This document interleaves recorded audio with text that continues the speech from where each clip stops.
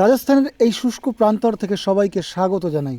চারিদিকে যতদূর চোখ যায় বালি মাটি, শুকনো ঘাস, মাঝে মধ্যে শুধু কিছুটা কাঁটাযুক্ত গাছ দাঁড়িয়ে আছে নীল আকাশের নিচে। এই কঠিন পরিবেশের মধ্যে লুকিয়ে আছে আমাদের আজকের নায়ক গোসাই বাবার সাগর দিঘি। বছরের মধ্যে কয়েকদিনের বৃষ্টি আর সেই বৃষ্টির জল ধরে রাখার জন্য তৈরি হয়েছে এই দিঘি। এই এক টুকরো মিষ্টি জলের দিঘি বাঁচিয়ে রাখে আশেপাশের 7টি গ্রামের মানুষকে।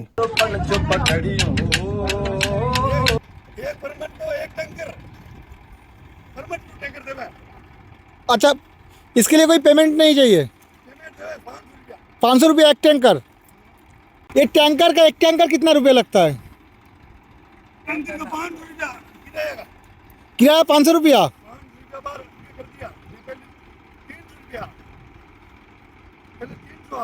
पहले 300 था, अभी 500 कर दिया। फ्री। एक घर में कितना कितना टैंकर पानी जाते साल में? एक महीने में एक टैंकर।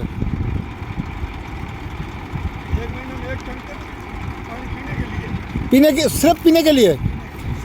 এখানে ভূগর্ভস্থ জল বেশিরভাগই নোনা, সরাসরি পান করার যোগ্য নয়। তাই এই দিঘির প্রতিটা ফোঁটা জল অমূল্য।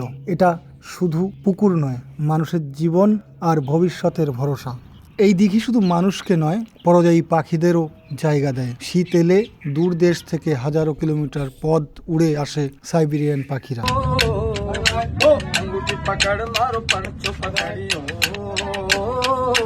শুষ্ক প্রান্তরে ফ্যাকাশে ঘাস আর দূরত্ব বজায় রেখে বেশ কিছু গাছ মাথা উঁচু করে দাঁড়িয়ে রয়েছে, যারা সকলেই কাঁটাযুক্ত।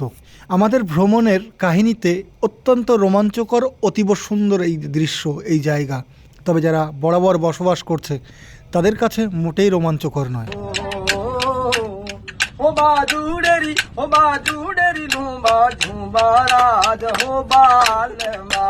আমার ডানে বায়ে, সামনে পেছনে ধুধু প্রান্তর। বর্ষাকালেই ফসল ফলে, এখন শীতকাল, তাই চাষাবাদ নেই। দুটো প্রান্তর দূর থেকে দূর, শূন্যতা ছড়ায় নীরব কান্নায়। মরুভূমির বুকে হারায় সেই সোনালি স্বপ্নের ছায়া। জীবন কি এমনই? এখন যে দৃশ্যটি দেখছেন সেটি এই জায়গার আর একটি বাস্তব ছবি। প্রায় 300 ভেড়ার একটি দল ধীরে ধীরে মাঠের ভিতর এগিয়ে যাচ্ছে, আর দুজন মাত্র মানুষ তাদের সামলাচ্ছে। দূর থেকে দেখলে মনে হয় সাদা তুলোর গাদার মতো কিছু এগিয়ে আসছে। কাছ থেকে দেখে বোঝা যায় তাদের প্রত্যেকের আলাদা আলাদা প্রাণ। 300 दो लोग समझ रहे हो? अच्छा, और खच्चर? हाँ? 2-3 ये सुबह जाते हो, शाम को आते हो? गाँव उस तरफ है क्या? हाँ। একজন রাখাল সামনে আর একজন পেছনে, তাদের হাতে শুধু লাঠি আর বহু বছরের অভিজ্ঞতা।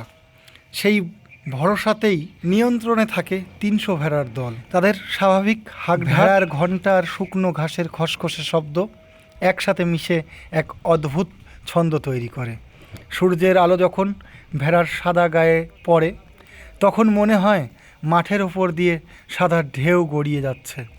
ওদের পায়ের নিচে উড়ে ধুলো ধীরে ধীরে বাতাসে মিশে যাচ্ছে, আর পেছনে রয়ে যাচ্ছে শুধু ছোট ছোট পায়ের ছাপ।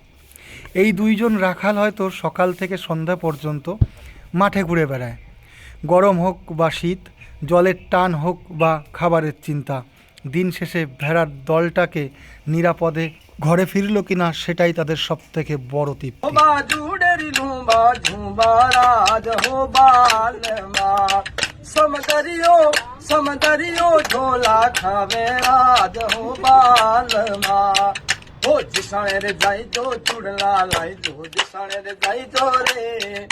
আজ ভিডিওতে দেখানো প্রতিটি ফ্রেম আসলে সেই গল্পের অংশ। শুকনো মাটির দিকে তাকিয়ে থাকতে থাকতে আমরা হয়তো ভুলে যাই ঠিক এই মাটির ওপরেই কত মানুষ, কত প্রাণী প্রতিদিন নতুন করে বাঁচার চেষ্টা করছে। শেষে শুধু একটা কথাই বলতে ইচ্ছা করে, জলকে ভালোবাসুন, মাটিকে সম্মান দিন, আর যারা এই কঠিন পরিবেশ থেকেও হাসি মুখে লড়াই করছে সেই সাধারণ মানুষদের সংগ্রামকে কৃতজ্ঞতা ভরে দেখুন। গোসাই বাবা সাগরের তীর থেকে এই ছোট্ট গল্প এখানেই শেষ করলাম। স্ক্রিনের ওপারে বসে দেখছেন যারা, যদি আপনাদের মনে একটু হলেও স্পর্শ করে এই দিঘি, এই ভেড়ার দল আর এই দুজন মানুষের জীবন, তাহলে ভিডিওটা বানানো পরিশ্রম আমার সার্থক হবে। ধন্যবাদ, সুস্থ থাকুন।